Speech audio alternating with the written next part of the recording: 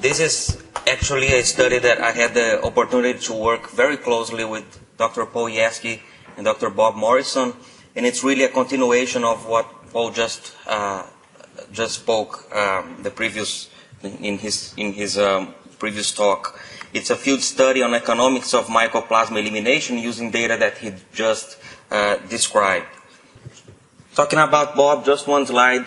Just would like to say one more time here, remember how good Bob was as a friend, as a mentor, as a collaborator, investigator, moderator, and as a person. And just it's our job to keep implementing his vision and keep working towards his legacy and everything that he left to us. So again, this study is part of just one study that's part of this Mycoplasma Task Force, which it's a great initiative by Dr. Maria Peters, and I have the opportunity to be part of this group, which also had Bob, but also here Eduardo Fano, Jim Lowe, Joe Connor, Julie Menard, Paul Yaski, Rebecca Robbins. So really fun group to work with, and so the study here is specifically about economics of mycoplasma elimination. In the tables, graphs here that I will be presenting, I'll be referring to MH, to Mycoplasma hyopneumoniae as MH, just to keep it simple. And of course, the big motivation for this particular study is the economic impact of mycoplasma in the downstream flow. And just as there are many references out there, just picked one here where Dr. Mark Schwartz presented in Leman a couple years ago, where he described an economic impact of around 250 to 285 per pig in his system. And it's pretty much based on slower growth, but also increased mortality and some impact of feed efficiency, and also some increase in vet costs, such as vaccinations and drugs. We're not going to talk about all the control methods here, just to highlight that there are many different ways and methods and strategies to control mycoplasma infection in production systems, and not only control but also elimination. And I'd like to highlight here one peer-reviewed publication on JSHEP in 2005 that summarizes the methods to not only control but also to eliminate mycoplasma, and we've heard from Paul and others earlier in this session.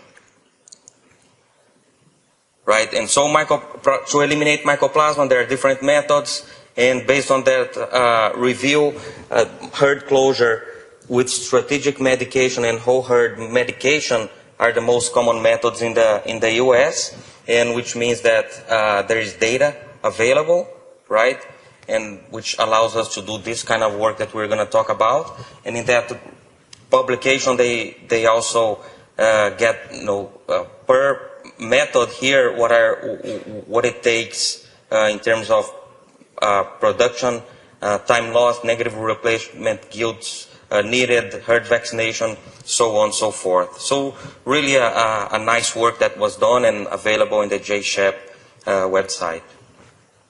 The objective here again was to develop a whole herd or farrow to finish economic model to determine the payback period and the economic value of projects to eliminate mycoplasma from the breeding herds. And we compared specifically two programs that Paul just talked about, those same programs. The herd closure, which also involves medication and immunization, and from here on we'll be referring just as herd closure to simplify, but there is some medication involved too. And the whole herd medication, which is a mass medication with no herd closure. So going forward here, I'll be referring as herd closure, the herd closure program, and the medication program. How did we do it? So we developed a partial budget model, and with that return over investment, and we used the data that from Dr. Yeski, this cohort of herds from 2004 to 2015, and he had data from the breeding farms, and he also kept a track of the downstream performance from some of those, and those herds implemented either the herd closure or the medication method. Paul talked with more details, but to summarize here, herds were considered negative for the purpose of this study here when there was no Mycoplasma-like clinical signs for at least a year after the program, and also, as he explained, there were some periodic serologic and diagnostic testing. So partial budget, as any other partial budgets models are a simplified economic model where you look for increases or decreases in costs and revenues. So it's really 4 quadrants. We look at the increases in costs and reduction in costs, and same thing with revenues. So those are the things that we considered in the first brainstorm session, and I'll talk about with more details on the things that went in the model. But really quickly here, talked about increasing costs when we're implementing one of those 2 projects. There are costs of off-site breeding project, especially with the herd closure program, medications of sows and piglets, vaccinations, immunizations, some productivity impact due to disruption of breeding flow, and diagnostic monitoring to confirm negative. Reduction in costs, and after the program has been successful, there is a potential reduced use of antibiotic usage, and also on mycoplasma vaccination. And in terms of increasing revenues, or where a lot of benefits come from following the project, is a reduced mortality and an improved average daily gain, which translates, of course, on more pigs per batch or more pigs per space per year. So here is the table that Paul just talked about. It was when we run these models, he had 70 herds in the program, in the data set, 50 with the herd closure program, 20 with the medication program, and so about almost here 200,000 sows in the program of herds of about 2,700 sows. And key points here, the success rate for the herd closure program was 86%, and for the medication program was 58%. So just now I realized that you don't see my mouse. Should have been using this. Sorry. And the cost per sow was $22 per sow for the herd closure program and $37 per the medication program.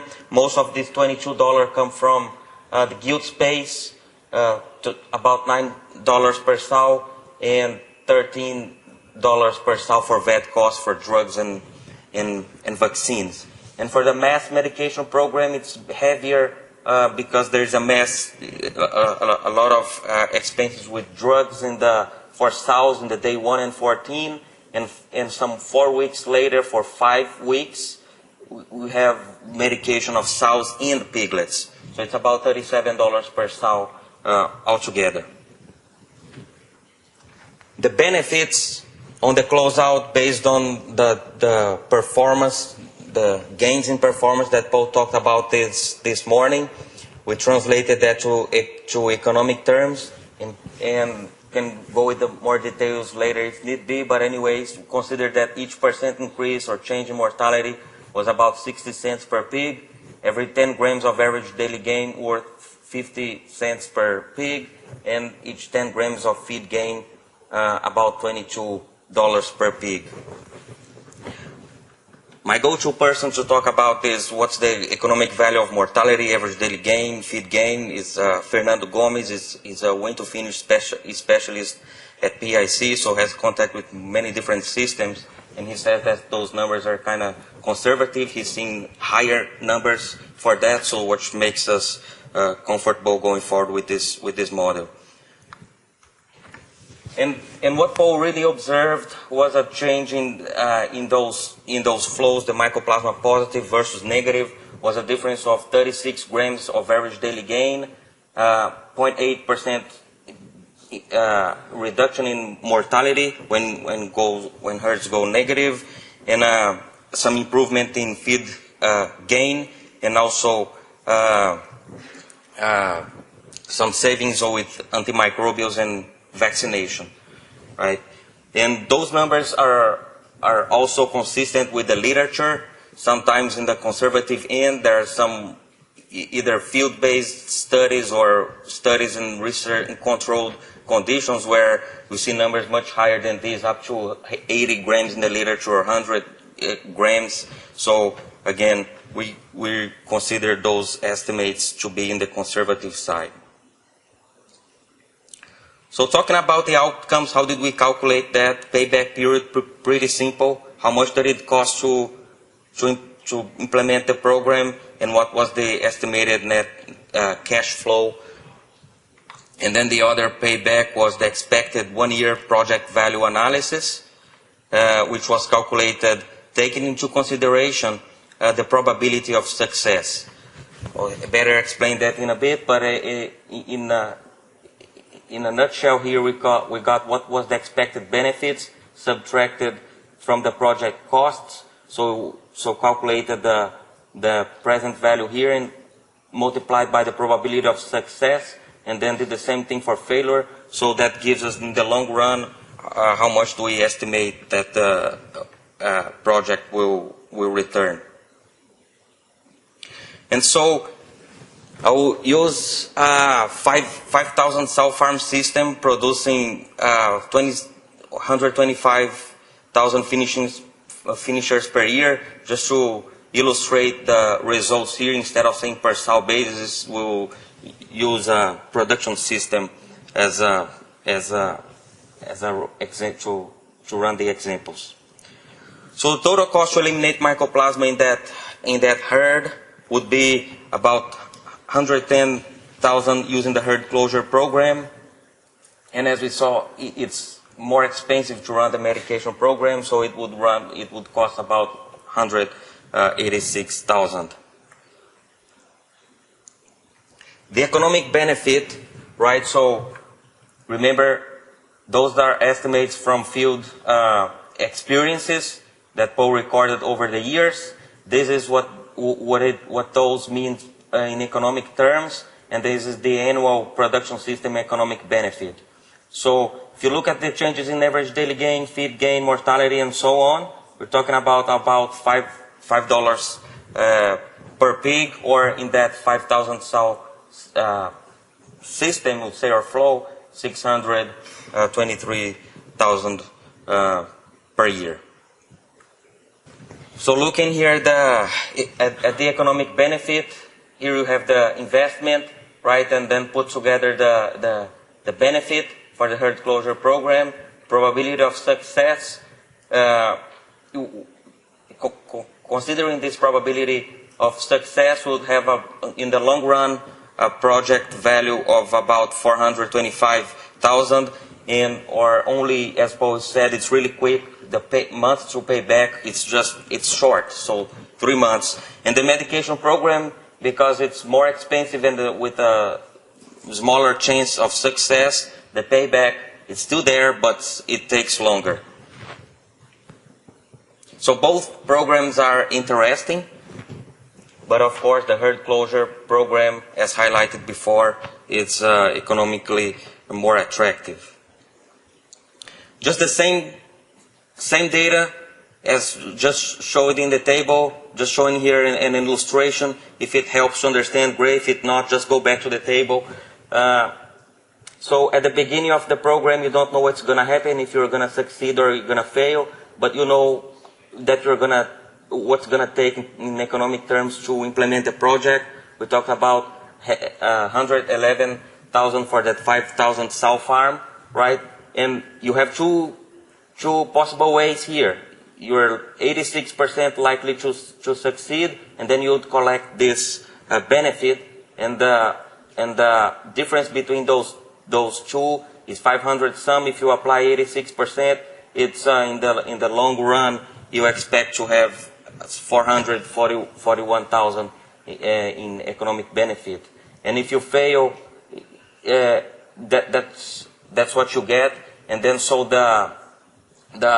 if you do it, it's just hard to predict what's going to happen in that particular sow farm. But if you do that over and over, or with multiple sow farms, and if those the success rate failure holds true, in the long run, it's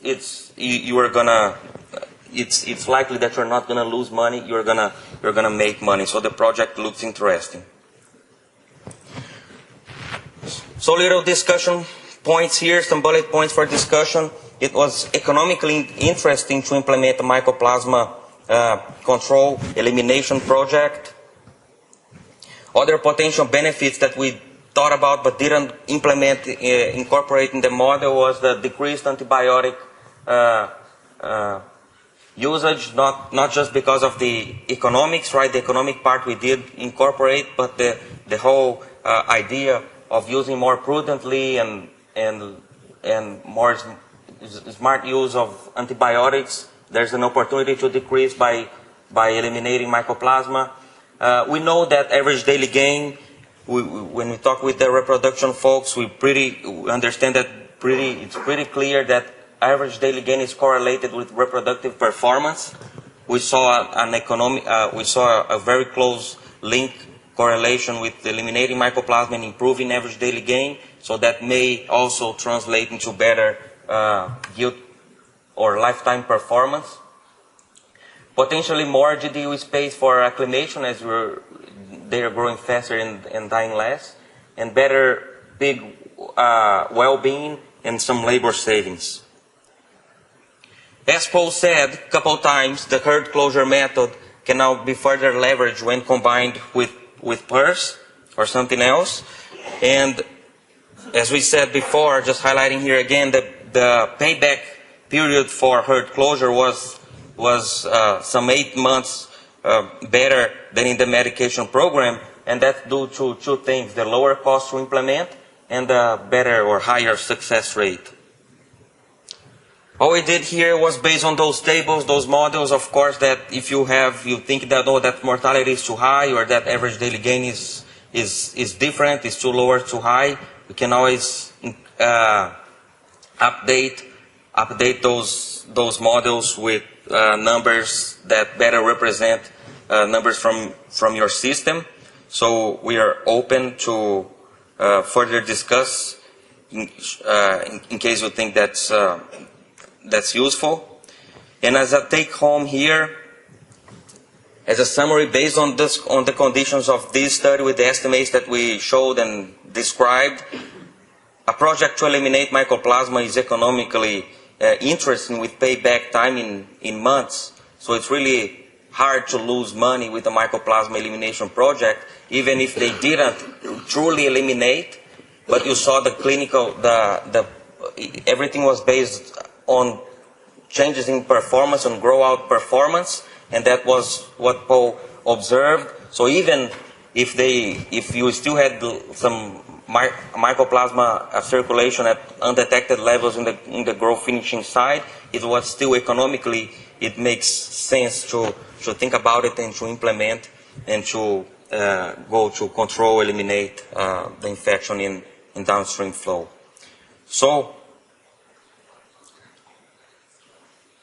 with that, I'd like to thank those are the students that have the opportunity to interact with at Iowa State. We're excited about field projects that we've been working on to evaluate strategies to prevent, detect, or manage swine infectious diseases under field conditions.